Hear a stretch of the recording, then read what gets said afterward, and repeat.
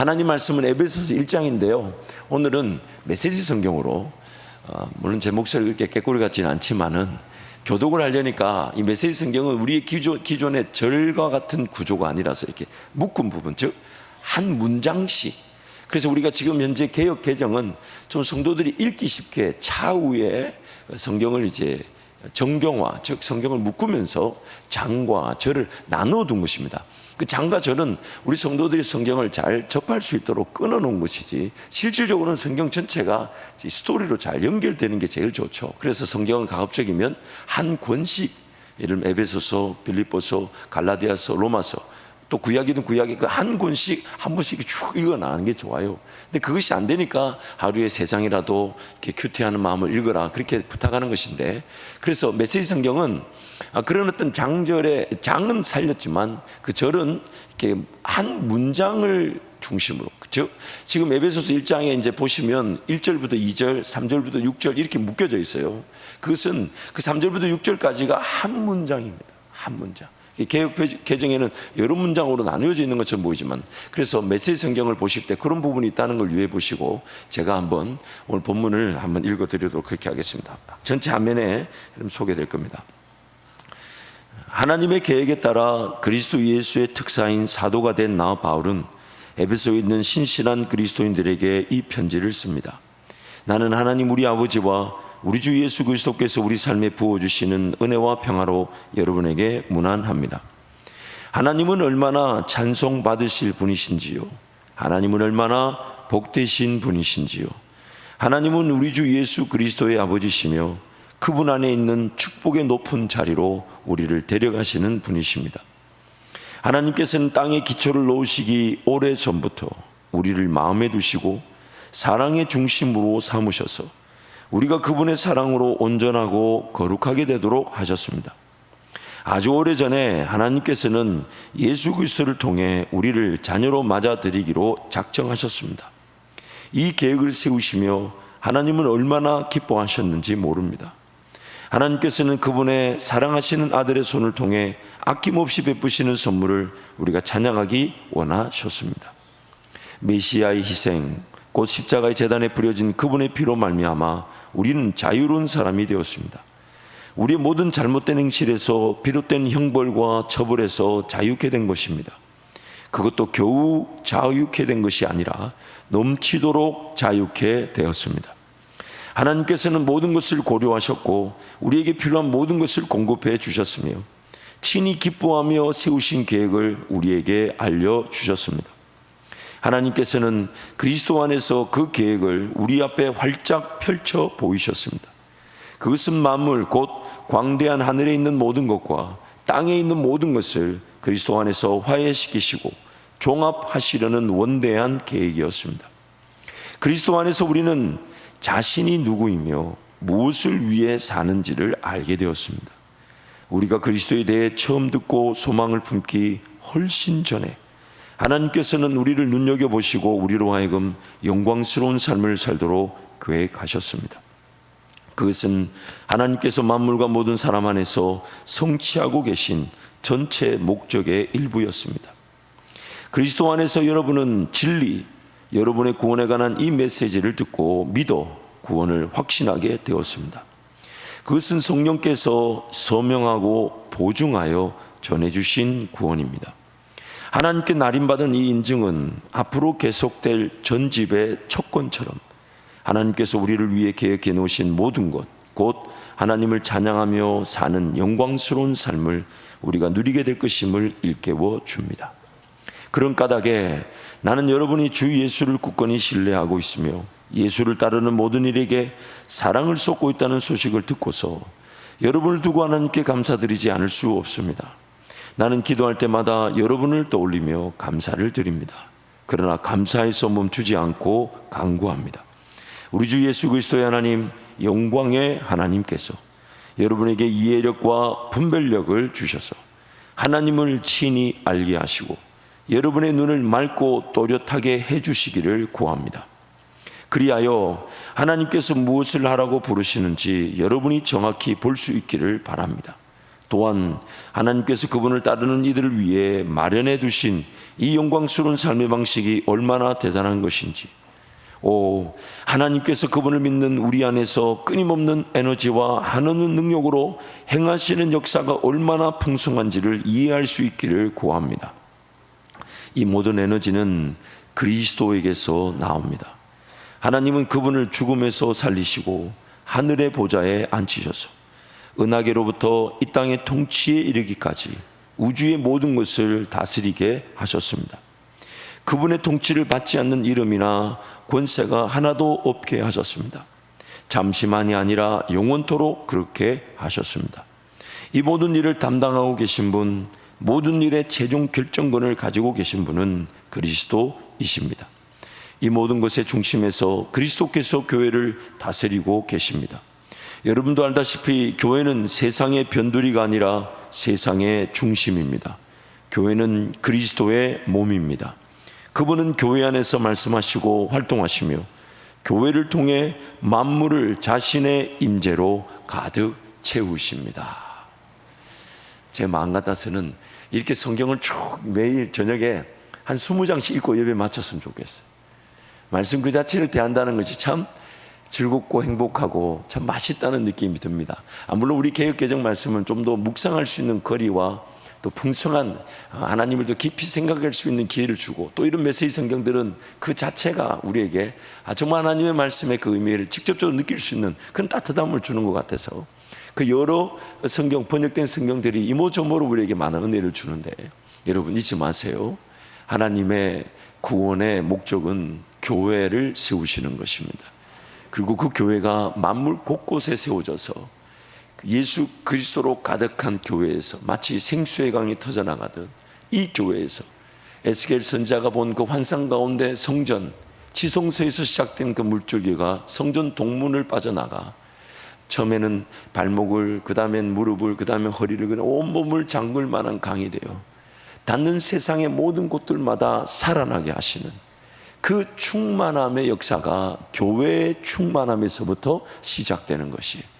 그래서 에베소서 마지막 말씀에 그 교회는 그리스도의 몸이며 또한 그 교회는 예수 그리스도의 임재로 충만하며 만물은 예수의 임재로 충만한 교회를 통해 예수의 충만함을 맛보게 됨으로써 만물이 예수 그리스도의 충만함으로 살아나게 되는, 하나님 나라로 회복되게 되는, 마침내 새하늘과 새 땅이 오게 되는 날 우리는 그 영광을 보게 될 것입니다. 그래서 여러분, 이제 시작되는 교회에 대한 말씀들, 저도 앞으로 6주가 더 기대됩니다. 오늘부터 시작되는 이 7주간의 말씀들이 좀 더 어떤 교리적인 부분이라기보다는 높은 이상의 목표를 둔 교회를 향한 현실적인 교회를 이해하는 좋은 기회가 될 것입니다. 교회는 최고봉의 목적을 가진 최고의 영광을 달성할 수 있는 최고의 기관입니다. 그러나 현실적으로 교회는 연약합니다. 부족합니다. 어리석습니다. 모자랍니다. 인내가 필요합니다. 참아야 됩니다. 견뎌야 됩니다. 여러분 얼굴 볼 때마다 이런 단어들이 수천 개도 나올 수가 있어요. 교회는 예수 그리스도 때문에 교회다운 것이지 우리 때문에 교회다운 게 아니에요. 그래서 어떤 평가나 판단을 하지 않고 무조건 사랑하고 무조건 섬기고 무조건 인내하고 무조건 용서하고 무조건 품어주고. 옆에 분 한번 보세요. 사랑이 필요한 것 같아요? 안 필요한 것 같아요? 옆에 분 한번 보세요. 사랑이 필요한 것 같아요? 안 필요한 것 같아요? 우리 김동희 목사님 손잡아 주는데 짠하네. 사랑이 많이 필요합니다. 우리 김동희 목사님 사랑이 많이 필요해요. 양복이 막 남은 거 보면 많이 마음이 짠합니다. 여러분, 그래서 여러분 우리 서로 사랑하십시다. 우리 서로 사랑하십시다. 정말 더 품어주고 더 잘 인내해주고 더 잘 참아주고 더 잘 견디내주고. 아멘 안 하면 수천 개 나온다고 이미 얘기했어요. 그래서 교회는 예수 그리스도 때문에 이 세상의 최고의 완성을 지향하는 최고의 기관이지만 우리 때문에 정말 예수 그리스도 이름 영광 가리지 않을까 늘 두렵고 떨립니다. 그러니 우리끼리라도 니 잘났네, 내 잘났네, 니 잘하네, 니 못하네 그런 말 할 필요 없죠. 나도 사랑 입었고 저도 사랑 입었으니 함께 교회를 이루어가다 보면 마침내 예수 그리스도 머리 되신 그분께서 회복이 필요한 자들에겐 회복의 은혜를 주실 것이고, 성장이 필요한 자에겐 성장의 은혜를 주실 것이고, 누군가 앞서 나간다면 또 누군가 뒤처지는 사람들을 돌보는 그런 은혜를 주셔서 광야 교회가 궁극적으로 약속의 땅에서 성령을 외에 심고 거두는 성령의 교회로 거듭나게 될 줄 믿습니다. 그래서 첫 번째로 우리 그 우병헌 교수님의 책에 보니까 성경에서의 교회에 대한 비유와 상징을 약 한 26가지 정도로 이렇게 정리해 놓은 걸 봤습니다. 순식간에 지나갈 테니까 순식간에 받아 쓰시기 바랍니다. 좀 웃기려고 했는데 웃기는 게 안 된 것 같아요. 첫 번째로 교회는 하나님의 백성이다. 하나님의 백성이다. 그렇게 상징하고 있죠. 또 두 번째, 하나님의 자녀다. 자녀, 하나님의 자녀다. 또 세 번째는 하나님의 양떼다. 하나님의 양떼. 또 네 번째는 하나님의 밭이다. 밭이다. 다섯 번째는 하나님의 집이다. 집. 또 여섯 번째는 하나님의 가족이다. 가족. 일곱 번째, 하나님의 성전이다. 여덟 번째, 또 하나님의 이스라엘이다. 이스라엘이다. 그런 표현을 쓰죠. 또 하나님의 눈동자다. 교회는 하나님의 눈동자다. 또 교회는 하나님의 작품이다. 작품, 걸작품, 작품이다. 그런 말 쓰죠. 또 하나님의 분깃과 기업이다. 분깃과 기업이다. 교회는 하나님의 분깃과 기업이다. 제가 우리 연세 드신 권사님이 볼펜을 딱 들면 진행하고 있다는 걸 여러분 아실지 모르겠어요. 또 다음은 하나님의 특별 소유이다. 하나님의 특별한 소유, 하나님의 것으로 교회다. 그렇게 이런 말씀하시고, 또 교회는 그리스도의 신부다. 그리스도, 예수 그리스도는 신랑 되시고 교회는 그의 신부다. 그렇게 하죠. 또 교회는 그리스도의 몸이다. 몸. 그리고 또한 선한 목자의 양떼다. 이건 하나님의 양떼라는 표현, 또 선한 목자의 양떼라는 표현이 성경에 등장하기 때문에 두 개를 구분시켜 놓은 것 같아요. 또한 성령 안에서 거하실 하나님의 처소다. 처소라는 단어를 쓰고 있습니다. 하나님의 처소. 또 성령의 전이다. 성령의 전. 그리고 진리의 기둥과 터다. 기둥이기도 하면서 또한 터다. 반석이다. 기초다. 그런 표현이겠죠. 또 만물을 충만케 하시는 자의 충만이다. 오늘 읽었던 에베소서 말씀이죠. 충만이다. 그리고 하나의 새로운 사람이다. 새로운 사람. 교회가 새로운 존재, 사람이다. 그렇게 표현합니다. 또한 요한계시록에서는 거룩한 성 새 예루살렘이다. 거룩한 성 새 예루살렘이다. 그렇게 교회를 표현하고 있습니다.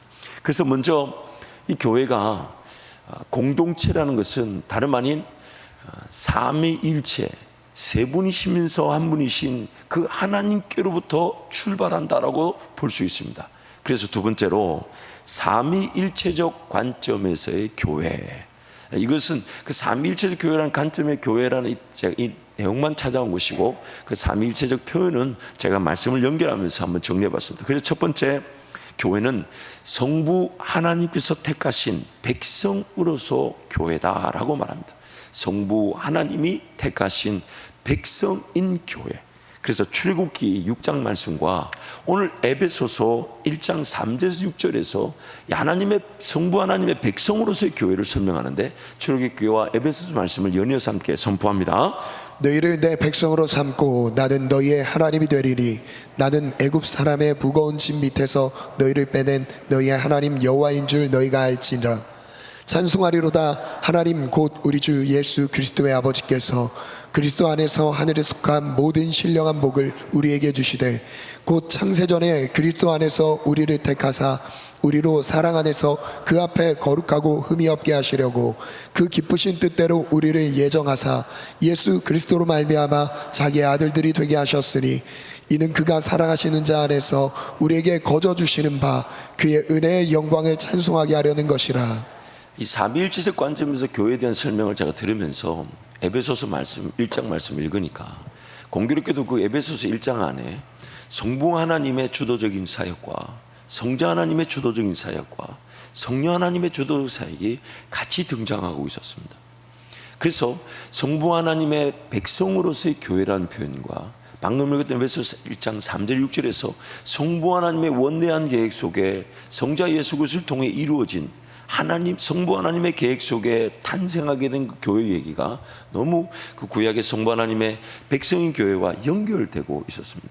그래서 두 번째, 성자 예수님의 몸된 교회, 성부 하나님의 백성인 교회, 성자 하나님의 예수님의 몸된 교회에서 성경이 설명하고 있죠. 그래서 고린도전서와 에베소서 말씀을 연이어서 함께 선포합니다. 너희는 그리스도의 몸이요 지체의 각 부분이라. 우리는 그리스도 안에서 그의 은혜의 풍성함을 따라 그의 피로 말미암아 속량 곧 죄사함을 받았느니라. 이는 그가 모든 지혜와 총명을 우리에게 넘치게 하사 그 뜻의 비밀을 우리에게 알리신 것이요 그의 기뻐하심을 따라 그리스도 안에서 때가 찬 경륜을 위하여 예정하신 것이니 하늘에 있는 것이나 땅에 있는 것이 다 그리스도 안에서 통일되게 하려 하심이라. 모든 일을 그의 뜻의 결정대로 일하시는 이의 계획을 따라 우리가 예정을 입어 그 안에서 기업이 되었으니 이는 우리가 그리스도 안에서 전부터 바라던 그의 영광의 찬송이 되게 하려 하심이라. 그래서 삼위일체적 관점에서 성부 하나님의 백성으로서의 교회, 성자 예수님의 몸으로서의 교회, 그리고 세 번째, 성령 하나님의 성전인 교회, 성령 하나님의 성전으로서 그 교회를 지금 말씀하고 계십니다. 그래서 고린도전서와 에베소 말씀을 연이어서 함께 선포합니다. 너희는 너희가 하나님의 성전인 것과 하나님의 성령이 너희 안에 계시는 것을 알지 못하느냐. 그 안에서 너희도 진리의 말씀 곧 너희의 구원의 복음을 듣고 그 안에서 또한 믿어 약속의 성령으로 인치심을 받았으니 이는 우리 기업의 보증이 되사 그 얻으신 것을 속량하시고 그의 영광을 찬송하게 하려 하심이라. 아멘. 그래서 에베소서 1장에서는 그 성부 하나님의 주도적인 사역들, 또 성부 하나님의 그 뜻에 따라 순종하며 성자 하나님의 주도적인 사역으로 구원의 역사가 이루어지고, 이 성부의 뜻에 따라 성자가 순종함으로 이루어진 구원의 역사가 성령께서 보증하시고 약속하심으로 우리에게 적용되게 하신 것이죠. 그래서 구원은 성부 하나님의 온전한 뜻에 성자 예수님만이 이루실 수 있었고, 성자 예수님만이 이루신 그 구원의 역사가 성령 하나님이 약속된 대로 보증된 대로 우리에게 적용하신 것이 오늘 우리가 예수 믿고 거듭나게 된 것입니다. 그러면서 이제 에베소서 마지막 부분에 가보면 이제 그 삼위일체적 관점에서의 교회 구원의 역사를 얘기하면서 이제 삼위일체적, 그래서 네 번째, 삼위일체적 관점에서 교회를 위한 기도가 이제 에베소서에서 마지막에 등장하고 있는 것입니다. 성부 하나님의 뜻에 따라 성자 예수님이 구원의 역사를 이루시고 성령께서 그것을 적용하셨을 때 각 개인이 구원을 받고 교회를 이루게 되었고, 그래서 그 교회를 위한 기도가 에베소서 1장 마지막 부분에 등장하는 것입니다. 1장 16절 19절 말씀 함께 선포합니다. 내가 기도할 때에 기억하며 너희로 말미암아 감사하기를 그치지 아니하고 우리 주 예수 그리스도의 하나님 영광의 아버지께서 지혜와 계시의 영을 너희에게 주사 하나님을 알게 하시고 너희 마음의 눈을 밝히사 그의 부르심의 소망이 무엇이며 성도 안에서 그 기업의 영광의 풍성함이 무엇이며 그 힘의 위력으로 역사하심을 따라 믿는 우리에게 베푸신 능력의 지극히 크심이 어떠한 것을 너희로 알게 하시기를 구하노라. 아멘. 구원의 목적이 나 한 사람 천국 가는 것으로 끝나는 것이 아니라 이 땅에 예수 그리스도의 몸된 교회를 세운다. 성부 하나님의 백성으로서의 교회와 성자 예수님의 몸으로서의 교회와 성령 하나님의 성전으로서의 교회가 세워지는 것이 하나님의 뜻이다. 그러므로 세 번째, 교회, 구원 얻은 성도의 삶의 생명의 젖줄입니다. 구원 얻은 성도의 삶의 생명의 젖줄, 바로 교회입니다. 여러분의 그 사모함이 굉장한 것 같아요. 왜냐하면 진도가 매우 빠르게 지나가고 있어서 예배가 너무 빨리 맞춰질 것 같은 불안함이 저에게 생겨났어요. 아무튼 여러분 말씀에 대한 그 집중도 너무 감사합니다. 그래서 교회는 생명의 젖줄인데, 그래서 네 가지로 한번 성경이 비유하고 있는 내용을 살펴볼게요. 생명의 젖줄인데 그 네 가지, 첫 번째가 예수 그리스도는 나무이시고 우리 성도 즉 교회는 가지들이기 때문입니다. 생명의 젖줄이다. 그 생명의 젖줄로서 교회를 비유할 때 가장 대표적인 것이 예수님이 몸이 되시고 우리는 그의 뭐가 된다고요? 그럼 연결되지 않으면 가지인 우리는 사막에 그런 떨기나무처럼 바람에 나는 겨처럼 휘휘 떠다니다가 그렇게 끝나버리고 하는 인생에는 바람에 나는 교와 같도다. 그래서 그게 아멘 할 얘기는 아닌 것 같은데 어쨌든 뭐 목사님 아멘 했으니까 목사님은 적응되고, 저는 아멘 안 했어요. 저는 물가에 심어진 나무다. 아멘. 네. 아멘. 어쨌든 모든 말씀 다 아멘 하는 게 좋은 거죠. 어쨌든 뭔 얘기 하려다가 이렇게 해야지. 그리고 여러분 보세요. 우리는 아무리 열심히 신앙생활해도 교회 공동체 연결되어 있지 않으면요, 비단 그런 성령의 은사를 맛보지 못할 뿐만 아니라 열매를 경험하지 못할 뿐만 아니라 내 생명 공급과 직결됩니다. 아무리 많은 수분을 공급받고 햇빛을 받아도 나무에 떨어진 나무한 가지는 이미 말라 비틀어진 것, 죽은 곳으로 여겨질 뿐이죠. 그래서 교회는 구원 얻은 성도들의 생명의 젖줄이 할 때 가장 대표적인 비유가 바로 예수님은 나무가 되시고 우리는 가지들이다. 그래서 교회와 연결되어져 있어야 한다는 것이죠. 그러니까 옆에 분 한 번 더 쳐다보시죠. 굉장히 중요합니다. 왜냐하면 그 사람이 건강해야 나도 건강해요. 그 사람하고 나하고 연결되어 있잖아요. 그 사람이 마음이 상하고 그 사람이 몸이 아프고 그 사람이 말라 비틀어지면 나도 같이 비틀어지는 거예요. 그러니까 여러분 옆에 사람 무조건 사랑해야 됩니다. 이를 악물고서라도 사랑해야 합니다. 내가 살기 위한 거예요. 또 그 사람도 같이 사는 것이죠. 우리 한 번 더 옆에 분 독려하겠습니다. 제가 밥 사겠습니다. 네. 꼭 사시면서 사랑을 실천하시기를 이렇게 축복합니다.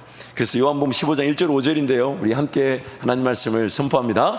나는 포도나무요 내 아버지는 농부라. 물은 내게부터 있어 열매를 맺지 아니하는 가지는 아버지께서 그것을 제거해 버리시고 물은 열매를 맺는 가지는 더 열매를 맺게 하려 하여 그것을 깨끗하게 하시느니라.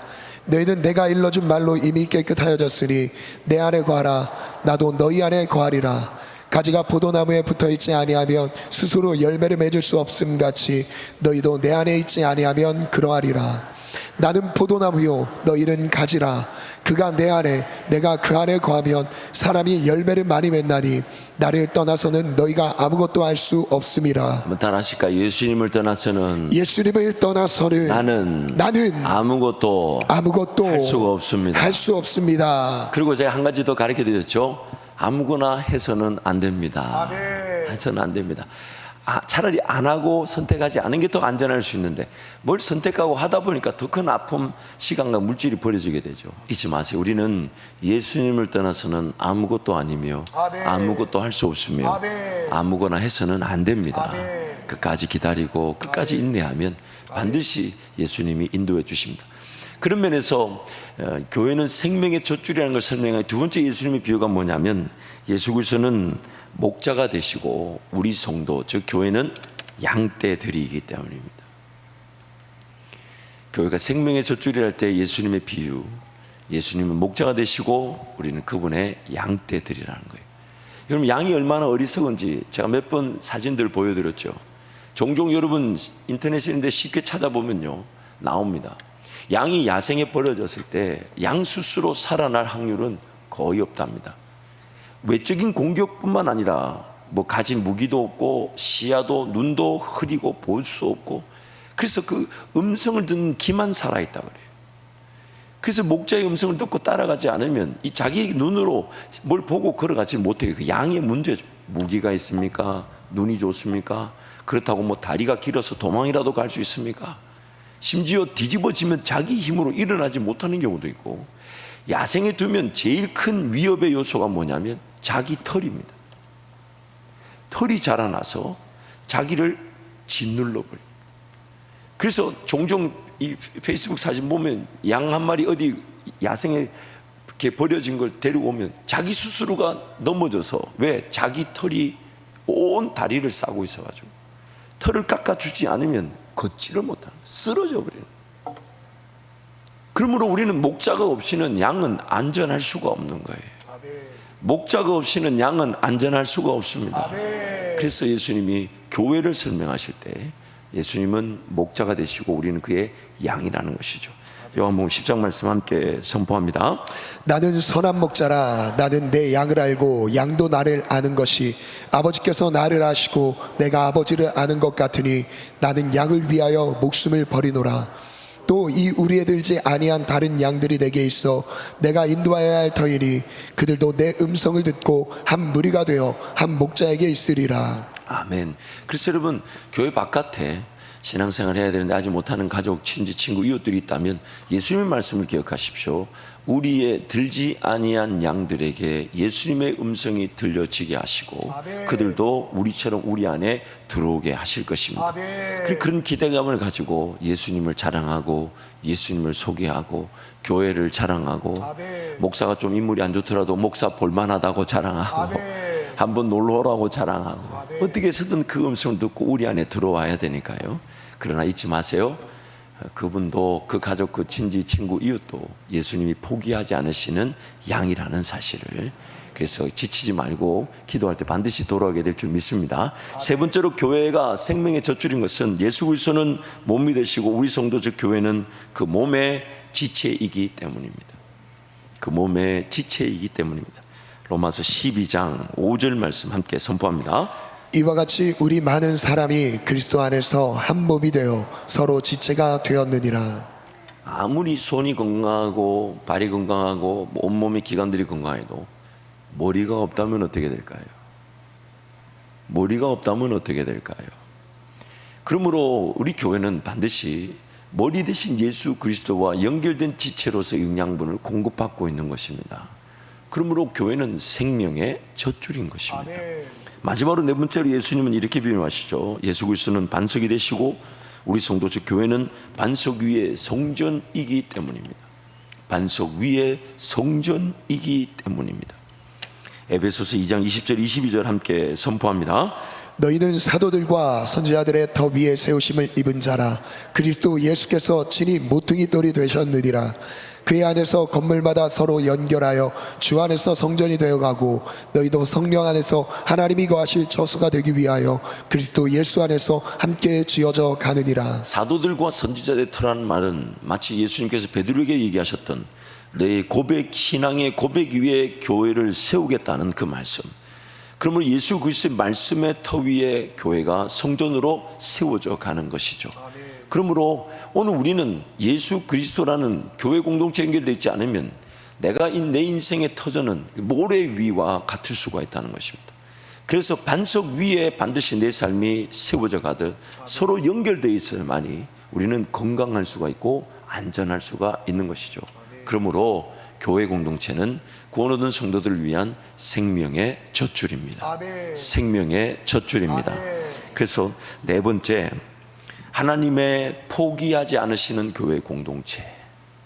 하나님의 포기하지 않으시는, 그 첫 번째 교회 공동체가 어떤 모양이냐? 애굽 시절의 교회 공동체가 있습니다. 애굽 시절, 애굽에서 450년간 종살이했던 그 이스라엘 백성들도 하나님이 거기에 보내신 교회 공동체였습니다. 그래서 예수님이 애굽으로 내려가셨을 때 이렇게 얘기하죠. 내 아들을 애굽에서 불러내었다. 교제가 없는 내용이 나갈 때는 목사를 쳐다볼 때다. 이렇게 내 아들을 애굽에서 불러내었다. 즉 애굽에서 그 어떤 세상에 파묻혀 있는 기간이 있을 수 있어요. 근데 그 기간도 하나님께서 교회 공동체로 부르고 계셨다는 것입니다. 그래서 시편 105편 12절 23절인데 이것은 야곱의 가족들을 애굽으로 내려 보내셔야 되는 이유와 그 야곱의 가족들을 위해 요셉을 먼저 보내셨던 것을 시편 105편이 간략하게 기록하고 있는데 한 절씩 교독하면요, 그때에 그들의 사람 수가 적어 그 땅에 나그네가 되었고 이 족속에게서 저 족속에게로 이 나라에서 다른 민족에게로 돌아다녔도다. 그러나 그는 사람이 그들을 억압하는 것을 용납하지 아니하시고 그들로 말미암아 왕들을 꾸짖어 이르시기를 나의 기름 부음 손대지 말며 나의 선지자들을 해하지 말라 하셨도다. 그가 또 그 땅에 기근이 들게 하사 그들이 의지하고 있는 양식을 다 끊으셨도다. 그가 한 사람을 앞서 보내셨으며 요셉이 종으로 팔렸도다. 그의 발은 착고를 차고 그의 몸은 쇠사슬에 매였으니 곧 여호와의 말씀이 응할 때까지라. 그의 말씀이 그를 단련하였도다. 2절 왕이 사람을 보내어 그를 석방하며 문백성의 통치자가 그를 자유롭게 하였도다. 그를 그의 집의 주관자로 삼아 그의 모든 수유를 관리하게 하고 2절 함께 갑니다. 그의 뜻대로 모든 신하를 다스리며 그의 지혜로 장로들을 교훈하게 하였도다. 이에 이스라엘이 애굽에 들어가며 야곱이 함의 땅에 나그네가 되었도다. 비단 애굽, 이 애굽이란 말은 그 지형적인 위치라기보다는 약속의 땅에서 하나님과 동행하지 못한 채 그 세상 속에서 그러나 하나님이 기억하시는 교회 공동체적 시절이 있을 수 있다는 거죠. 출애굽했던 이스라엘 백성들이 약속의 땅을 들어갔지만 제대로 차지하지 못했을 때 그들은 애국과 같은 바벨론 포로 시절의 공동체, 교회 공동체 시절이 있었습니다. 그러나 너무 감사한 것은 하나님이 요셉이라는 사람, 또한 다니엘이라는 사람, 또 에스더 같은 이들을 세우셔서 세상 속에서의 그 교회 공동체를 철저하게 지키시고 보호하시며 그 속에서도 그들이 미련하며 그들이 하나님의 백성답지 않은 중에도 하나님은 하나님이시라는 것을 세상이 알게 하시더라는 것입니다. 그래서 우리 성도들의 삶도 개인의 삶이든 혹은 교회 전반적인 부분이든 애굽 시절의 교회 공동체가 있을 수 있습니다. 막 기도해야 되는데 기도가 안 되는 교회 공동체라든지 혹은 분란과 혼성과 다툼이 일어나서 그런 당파와 또는 파벌이나 혹은 깨어짐이나 그런 아픔이 있다든지 너무 안타깝지만 그런 교회도 그런 세상 속에서 힘을 잃어가는 듯 보여도 주님이 여전히 붙들고 계시는 교회. 요한계시록에 보면 7교회가 나오죠. 그 7교회를 자세히 들여다보면 칭찬만 받는 빌라델피아 교회도 있고 또 칭찬과 책망을 받는 교회도 있지만 또 책망만 받는 교회도 있지만 죽은 교회도 있었다 그랬어요. 4대 교회. 죽은 교회라는 말이 맞지 않아요. 죽었으면 교회가 아니죠. 근데 죽은 교회라는 것은 아무것도 자랑할 것이 없다 해도 딱 한 가지, 예수님이 여전히 거기에 머리 되신다 하시면 거기도 교회라는 겁니다. 우리는 죽었으나 여전히 예수님이 머리가 되시면 교회인 것이에요. 그래서 그 교회 공동체가 하나님이 포기하지 못하는 교회 공동체가 세상 속에서 그렇게 유리방랑하며 어려움과 아픔을 겪을 때도 있습니다. 그러나 그 기간이 또 하나님은 원대한 계획 속에 그들을 길러내시고 또 새롭게 하시는 기회가 되기도 하시죠. 호세아 11장 1절 2절 말씀 함께 선포합니다. 이스라엘이 어렸을 때에 내가 사랑하여 내 아들을 애굽에서 불러냈거늘 선지자들이 그들을 부를수록 그들은 점점 멀리하고 바알들에게 제사하며 아로새긴 우상 앞에서 분향하였느니라. 애굽 시절의 교회 공동체.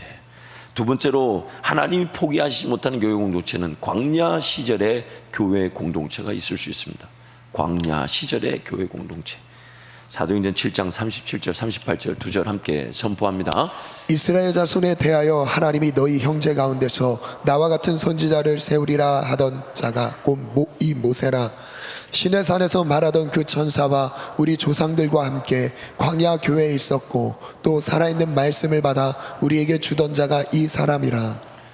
그들은 이 광야, 그러나 하나님께서 그 광야에서 뭘 심지 못하고 거두지 못하는 중에도 교회 공동체로서 만나를 먹고 반석의 물을 마시며 또 메추라기를 먹으며 함께 그 모세의 인도함을 따라 그렇게 광야 여정, 교회 공동체로서 여정의 시간을 또 함께 하시기도 하셨습니다.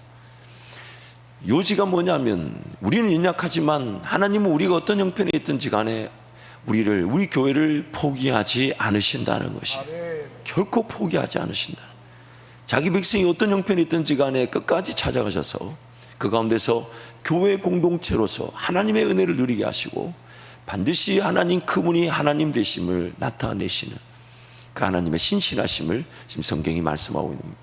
세 번째로 하나님이 지향하시며 또한 포기하지 못하시는 교회 공동체는 약속의 땅에서의 교회 공동체입니다. 그래서 애굽의 시절의 교회 공동체, 광야 시절의 그런 교회 공동체라는 표현. 그러나 세 번째는 궁극적인 약속의 땅에서의 교회 공동체. 신명기 4장 말씀 함께 선포합니다. 여호와께서 내 조상들을 사랑하신 고로 그 후손인 너를 택하시고 큰 권능으로 친히 인도하여 애굽에서 나오게 하시며 너보다 강한 여러 민족을 내 앞에서 쫓아내고 너를 그들의 땅으로 인도하여 들여서 그것을 내게 기업으로 주리 하심이 오늘과 같으니라.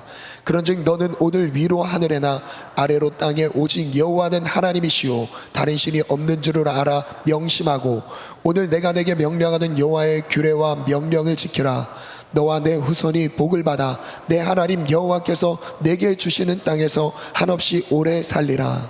마지막 말씀 너무 맛있죠. 내 하나님 여호와께서 내게 주시는 땅에서 그 단어가 너무 멋있어요. 한없이 오래 살리라. 자손 대대가 한밭제일교회를 세워나가며 주님 오시는 그날까지 이 지역의 복음화를 책임지는, 하나님 나라를 이루는 일에 책임지는 그 교회로 영원할 것을 지금 말씀하고 계신 것입니다. 그래서 하나님은 애굽 시절의 교회든 광야 시절의 교회든 궁극적으로 약속의 땅에서의 교회든 포기하지 않으시고 끊임없이 은혜를 주셔서 기어이 그 하나님 나라를 이루어가게 하시는 그 영광을 우리에게 보게 하시는 것이죠. 그래서 다섯 번째, 하나님의 구원의 완성, 교회입니다. 하나님의 구원의 완성은 바로 교회입니다. 내가 예수 믿고 구원받은 것은 다름 아닌 교회를 세우기 위한 것, 하나님의 구원의 완성이죠. 에베소서 1장 20절 23절 함께 선포합니다.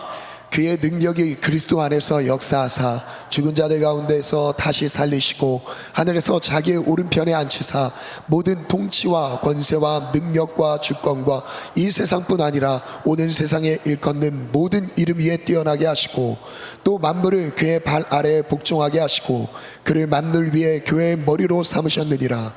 교회는 그의 몸이니 만물 안에서 만물을 충만하게 하시는 이의 충만함이니라. 아멘. 성부 하나님께서 성자 그리스도께서 이루신 구원의 역사를 성령 하나님의 적용하심으로 완성하십니다.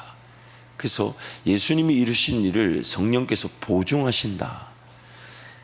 좀 쉽게 표현할까요? 내가 빚을 졌는데 옆에 있는 돈 많은 친구가 보증을 서준다. 그럼 빚이 갚아진 거죠. 항상 당하기만 하시다 보니까 그런 은혜를 잘 모르시는 모양인데, 무슨 말인지 아시죠 여러분? 내가 빚을 졌어요. 그래서 은행에서 나에게 독촉장을 보내는데 돈 많은 친구가 종이를 하나 써줬어요. 은행에 줬더니 은행이 그걸 보고 내 빚을 다 정리해 줬어요. 왜냐하면 그 친구가 내 빚을 갚아주기로 뭐 했습니까? 보증을 썼어요. 그러나 여러분 잊지 마세요. 성령 하나님만 보증자시지 내가 보증을 하면 안 됩니다. 보증은 가급적이면 하지 마셔야 돼요. 정의하게 되거들랑 그냥 진짜 그 돈을 주는 마음으로 해야 되지, 뭐 온갖 그런 인간적인 생각에 그 보증하면 안 돼요.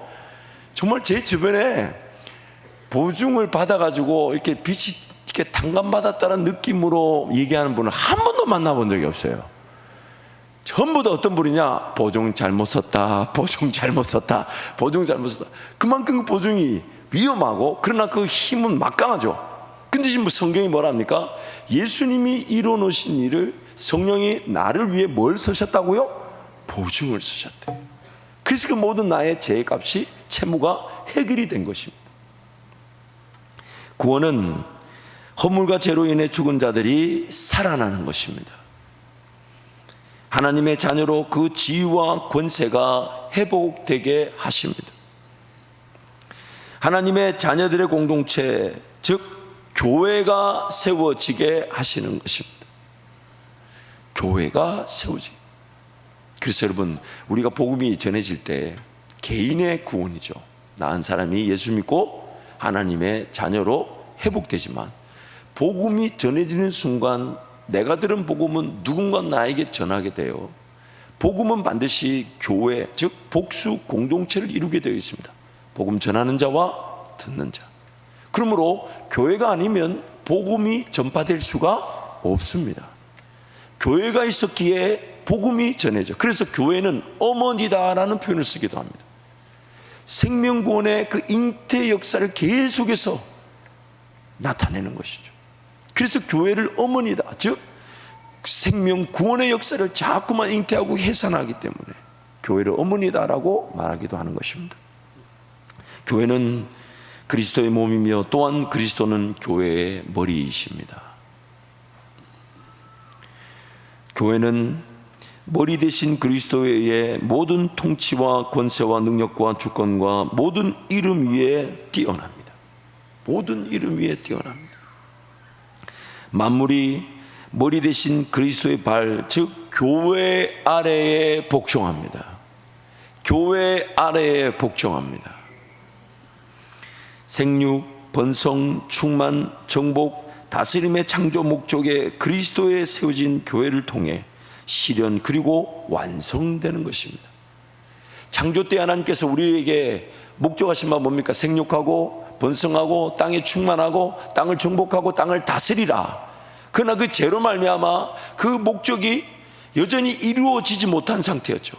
그러나 하나님은 창조하셨던 그 일을 반드시 왜냐하면 실패하실 수 없으시니까 그것을 이루실 때 제 가운데 있는 그 죄인들이 철저하게 예수만 바라보게 하시면서 예수를 통해 이 땅에 생육, 번성, 충만, 정복, 다스림의 역사가 나타나게 하시는 것입니다. 그래서 에베소서 말씀에 교회를 뭐라고 합니까? 그리스도의 몸이면서 세상 곳곳에 세워져서 세상 그 곳곳에 세워진 교회가 생명의 젖줄로서 생수의 강을 막 흘러보낼 때에 생육, 번성, 충만, 정복, 다스림의 역사가 나타나게 된다는 것이죠. 하나님께서는 그리스도의 몸된 교회를 만물 가운데 충만하게 세워지고 채워져서 머리 대신 그리스도의 지배 아래서 구원 얻게 하십니다. 머리 대신 그리스도의 지배 아래에서 구원 얻게 하십니다. 즉 성령 지배인 성령 충만의 역사를 통해 만물이 하나님의 다스림으로 충만해지게 하시는 것입니다. 여러분, 성령 충만은 다름 아닌 성령의 지배를 당하는 것입니다. 그래서 술 취하지 말라. 역설적이죠. 반어법인데, 왜냐하면 술이란 한 잔만 마셔도 그 술은 몸을 그 한 잔만큼 지배하는 거예요. 두 잔을 마시면 두 잔이 내 몸을 지배하고, 한 병을 마시면 한 병이 내 몸을 지배하고, 10병을 마시면 10병이 내 병을 지배하는데, 사람마다 그 알코올 흡수력이나 소화력은 다르겠지만 그 기의 알코올이 그 사람의 소화력이나 흡수력을 넘어서게 되면 그 알코올이, 술이 사람을 지배하게 됩니다. 그래서 성령의 충만을 받으라 할 때 정말 유효적절한 표현을 쓴 겁니다.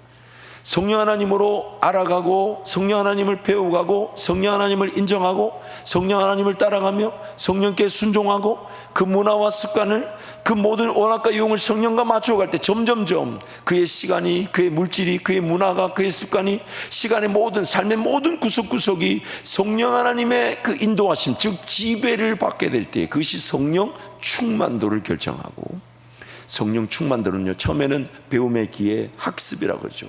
그리고 학습된 것은 반복되다 보면 습관이 되죠. 그리고 그 습관은 반복되다 보면 그것이 자연스러운 문화가 되어버립니다. 그 사람의 향기가 되지만 거기서 끝나지 않죠. 그 문화가 깊어지고 깊어지면 중독이 됩니다. 꼭 나쁜 것만이 중독이 아니라, 그 예를 거죠. 성령 하나님을 배우다가 성령 하나님을 순종하고 따라가는 습관이 되다가 그것이 깊어져서 성령의 문화로 가득하다가 나중에는 내가 아무것도 믿어지지 않고 받아지지 않는데 성령 하나님 말씀하신 것 같아서 순종할 때가 있습니다. 사도행전 20장에 보면 사도 바울이 이렇게 얘기해요. 보라, 내가 성령에 매여 예루살렘으로 가는데 어떤 일을 당할는지 나는 알지 못한다. 심지어 성령께서 환난과 핍박이 있다 하시지만, 그러나 사도 바울은 그 환난과 핍박이 있다는 그 예언, 성령의 음성을 들으면서도 더 강한 부르심, 나의 달려갈 길 곧 주 예수께 받은 사명, 하나님의 은혜의 복음을 전하려 하면은 나의 생명을 조금도 귀한 것으로 여기지 않겠다. 왜요? 성령에 매였기 때문입니다. 이걸 완전 충만이라고 합니다. 물론 그 완전 충만은 지속적이지 않습니다. 우리의 재성 때문이에요. 또 식어지고 또 다시 은혜를 구해야 되지만 그 성령의 지배와 성령의 인도하심에 완전히 사로잡힐 때 내 계획과 내 생각, 내 방법을 다 초월하죠. 그냥 하고 싶어요. 순종하고 싶어요. 헌신하고 싶어요. 사랑하고 싶어요. 왜라고 물어본다면 잘 모르겠어요. 기도만 하면 하고 싶어요. 기도만 하면 헌신하고 싶어요. 기도만 하면 충성하고 싶어요. 그냥 이유를 묻지 않고, 또한 그것이 상대방이나 교회 공동체에 불편함이나 해가 되지 않는다면 그냥 하는 것이 낫겠어요. 왜요? 기도만 하면 부담이 되니까. 근데 그게 뭐예요? 성령 중독, 성령 충만, 성령의 지배에 압도되어진 것입니다. 그것이 오늘 우리에게 그 술의 충만이라는 것과 비교되면서 성령 충만을 받으라, 성령 충만을 받으라, 그렇게 우리에게 말씀하시는 겁니다. 에베소서 1장 23절 메시지 성경인데요, 우리 함께 선포합니다. 교회는 그리스도의 몸입니다. 그분은 교회 안에서 말씀하시고 활동하시며 교회를 통해 만물을 자신의 임재로 가득 채우십니다. 아멘. 아멘. 이건 여러분 구약 성경에 보면 임재가 지성소에 어떻게 나타났냐면, 그 대제사장이 앞을 보지 못할 만큼 임재의 구름, 그 the sky of glory, 영광의 구름이라 그러는데, 그 구름이 가득 차요. 그 구름이 가득 차면 제사장은 보이지 않는 중에 그 제사 일을 감당해야 합니다. 근데 중요한 것은 그 제사장도 죄인이라 그 지성소의 법궤를 만져서는 안 되죠. 그러니 그 제사장이 드리는 그 제사는 얼마나 두렵고 떨리겠습니까? 그래서 제사장이 그 지성소에 들어갈 때 두 가지 안전장치를 몸에 걸죠. 하나는 치마 끝에 방울이죠. 왜냐하면 제사장이 안에서 제사를 잘못 감당하다가 죽임을 당하면 끌어내야 되니까. 그래서 허리에다가 줄을 메고 지성소에 들어갑니다. 하나님이 임재하고 싶으셔도 그 백성들이 그 죄로 말미암아 하나님 임재를 임재답게 누리지를 못해요. 그 죽음의 위기가 있어요. 그래서 구약의 제사는 진짜 두려움의 상징이었습니다. 그것이 결국 하나님을 경외하게 만들었죠. 잘못하면 죽는다. 그 하나님 앞에 어쨌든 하나님을 섬기려 하지 않았겠습니까? 그런데 예수 그리스도를 말미암아 그 지성소가 완전히 무너져 버렸어요. 더 이상 우리를 위협하고 위해하는, 또 요구하는 것은 하나도 없습니다. 그래서 오늘 우리는 구약과 다르지만은 두려움이 있습니다. 그 두려움이 뭐냐? 바로 하나님 나에게 길을 인도해 가실 때, 그 비전의 길, 꿈의 길, 성령의 길. 그래서 두렵고 떨리는 거죠. 와, 내가 정말 이렇게 선택해도 될까? 이렇게 확 내려놓고 주님 따라가도 될까? 그냥 막상 그 길을 따라가면 그 긴장감이 있죠. 하나님 어떻게 도와주실까? 어떻게 인도하실까? 그 인도하심 맛볼 때마다 그 긴장감이 막 기쁨의 떨림으로 바뀌기 시작합니다. 그러면서 하나님 이렇게 도와주시는구나, 하나님 이렇게 예비해 놓으셨구나. 그러면서 그 길을 따라갈 때 그 빌립보서 2장에 뭐라고 얘기합니까? 10절 말씀에 두렵고 떨림으로 너희 구원을 이루라.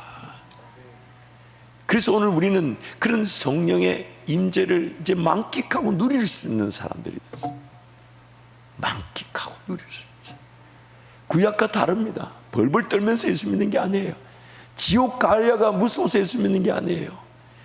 예수 그리스도 그분과 함께 동행하며 걸어갈 그 길에 대한 긴장감이 결국은 우리로 하여금 자유케 할 것이니까, 그 긴장감이 우리로 하여금 그 성령의 그 지배의 그 은혜를, 열매를 맛보게 하실 거니까, 비록 좀 떨리기도 하고 안 보여 두렵기도 하지만, 그러나 주님이 부르시니까 따라가려고 했더니 주님이 그 두렵고 떨림이 우리에게 기쁨이 되게 하시고 평안이 되게 하시면서 정말 하나님을 더 의지하게 만드시는, 그래서 우리는 오늘 구약에 비하면 엄청난 은혜를 누리고 있는 건데, 이게 은혜인 줄 모르고 방자하니 얼마나 안타깝나 이 말이에요. 그러면서 만나달라고 외치고 반석의 물, 그 어리석은 생각하면 안 돼요. 그거보다 훨씬 더 생수영하신 예수가 나와 함께하고 계신데, 마치 그런 우리도 지성소의 불이나 구름 같은 거 봤으면 좋겠다고, 물론 뭐 안 주님이 보여주실 수 있죠. 그러나 우리는 더 나은 은혜, 우리가 아니면 하나님의 백성들이 궁극적으로 누릴 그 은혜가 뭔지를 구약의 백성들은 전혀 볼 수가 없다고 성경이 말합니다. 우리가 아니면 하나님이 완성해 놓으신 그 그림, 그 목표를, 그 은혜를 구약의 백성들은 전혀 볼 수가 없어요. 그래서 지금 구약의 모든 백성들은 지금 우리를 보면서 얼마나 부러워하고 있는지 모릅니다. 그래서 찬송가에다 이런 내용을 넣어놨잖아요. 천사도 뭐 한다고요? 찬송을 알면서 그 은혜를 누리지 못한다는 것은 천사도 흠모하겠네. 천사가 흠모하는 게 아니라 발짝발짝 뜁니다. 저 인생을 저렇게밖에 못 사나? 물론 우리는 늘 부족하고 연약하기 때문에 은혜가 필요한 것이겠죠. 그러니까 여러분, 오늘 우리에게 주신 은혜가 얼마나 귀한지 더욱 감사하면서 사모하면서 누리기를 축복합니다. 그래서 교회, 구원 얻은 성도들의 공동체로서 그리스도의 몸입니다. 그러므로 교회는 하나님의 구원의 완성입니다. 교회가 하나님의 구원의 최종 목적인 것입니다. 마침내는 새 예루살렘으로 그 하늘의 천군 천사 또한 하늘의 의인들, 교회 공동체가 온전한 하나님 나라 그 교회를 이루는 날이 예수의 재림 때에 이르게 될 것입니다. 그래서 여러분, 남은 6번의 교회에 대한 말씀을 사모해 주시고 더욱 주님과 동행하는 그런 시간 되시기 바랍니다. 우리 찬양하겠습니다.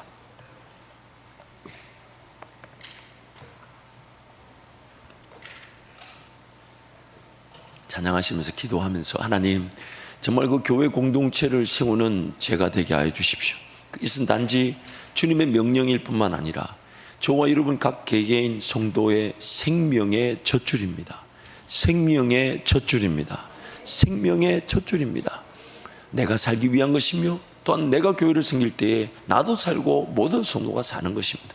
그러므로 우리 모두 교회를 사랑하며 특별히 2주간 우리 항준 직분자 지원 기간에 여러분 주님을 사랑하는 성도면 꼭 직분에 지원해 주십시오.